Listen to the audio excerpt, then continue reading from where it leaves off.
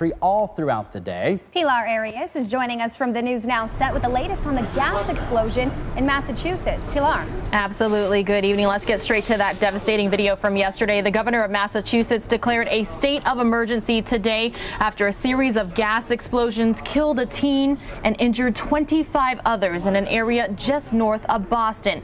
Governor Charlie Baker added that he was placing Eversource Energy, another utility company, in charge of the response. He said that doing so will, quote, make a big difference in terms of getting information about the situation and acting to get people back into their homes, because so many still aren't. An estimated 8,000 people have been displaced after a series of natural gas explosions set off fires in 60 to 80 homes. There were evacuations in Lawrence, Andover, and North Andover.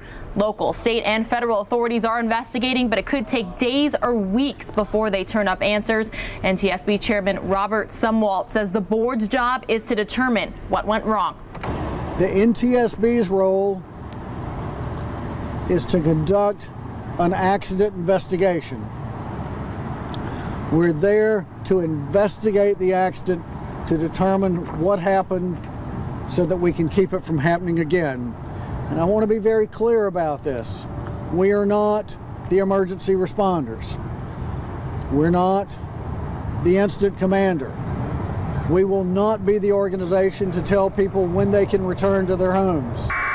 The Massachusetts gas pipeline system is among the oldest in the country, up to 157 years old in some places, according to the Conservation Law Foundation, an environmental advocacy group. But what happened yesterday certainly shocked a lot of people across the nation. Back to you. All right. That was my first live hit. Showing you now satellite and radar, Tropical Storm Florence. Now let's go to the second one that I just did. Let's head back out to the Fox News Now set. Yeah, Pilar Arias has been streaming all day long and has the very latest on some protests that are happening as we speak in Dallas. Pilar. Ty, Danielle, let's get straight to the live video on the streets of Dallas, Texas. Protests continuing tonight after lawyers and family members of Botham Jean, the man who was shot and killed by an off-duty Dallas police officer, are demanding that she be fired. More court documents were released as public record today in the investigation. The new information revealing investigators are setting a timeline of who was coming and going from Southside Flats on the night of the shooting. The door lock from Officer Amber Geiger's apartment has been removed and electronic code information downloaded.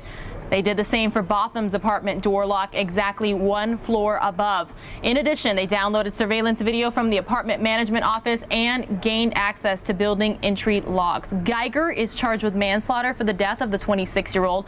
The Dallas police officer said she had just gotten off her shift last Thursday night when she mistook John's apartment for her own near downtown Dallas. According to an arrest warrant affidavit, Geiger said she was able to get into the wrong apartment with her key since it was left slightly open. She walked in, saw a shadow, and fired her weapon. Botham's family and their attorneys have serious concerns about the Dallas Police Department and Texas Rangers investigation. They claim Geiger has given a false account of what happened and said there are witnesses with critical information who have yet to be interviewed. So we'll continue to follow the story here on News Now. Back to you. All right. Thank you, Pilar. All right. That's a wrap for News Now.